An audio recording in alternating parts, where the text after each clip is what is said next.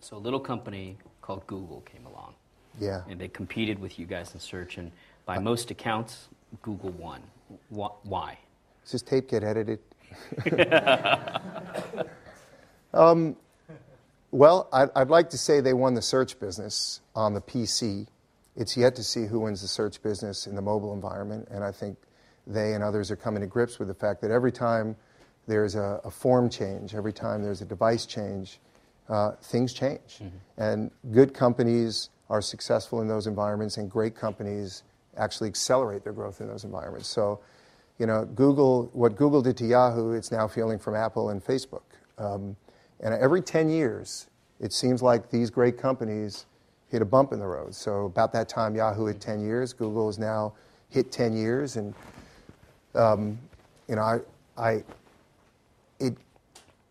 what happened was we were many things to many people, and they were one great thing to everybody. And sometimes it's just what you believe in. It's how the question gets framed. So when I came to Yahoo, people were not interested in investing in search because there was no way to make money.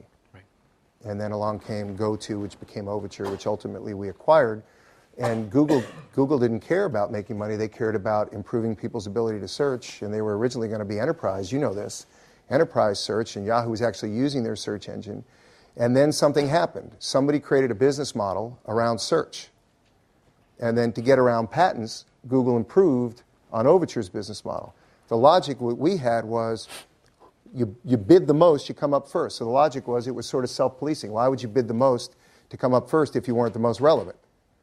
And Google figured something out that said it's not who bids the most, it's how you generate the greatest amount of value off each click. So it's a combination of location and price and click-through. And that allowed them, that enabled them to make more money on every click than we did, which allowed them to invest a lot more money in increased monetization engines, and then buy distribution. They could buy distribution at half the cost that we could, or a third of the cost that we could. And so, here we were as a public company trying to balance multiple businesses, and they were focused on one, and they were making more money on every click, and they were able to run the tables successfully in search. It was fascinating, which is we were the number 2 search engine in Europe with a grand total of 11% market share. So a lot of the business side around the engineering of monetization really hurt us. Mm-hmm. Now the flip side is Yahoo is still doing incredibly well. It's got 500 million, 600 million users, something like that. It's one of the 3 or 4 sites that everybody uses. It does phenomenally well in brand advertising. It's got all the largest media sites, but the money was being made in performance-based search ads. And the yield was ridiculous.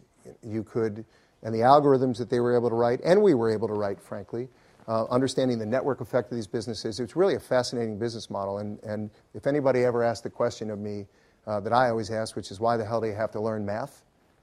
Because everything you do in engineering and technology turns out it's all math. It's all math. So I need to go back to school.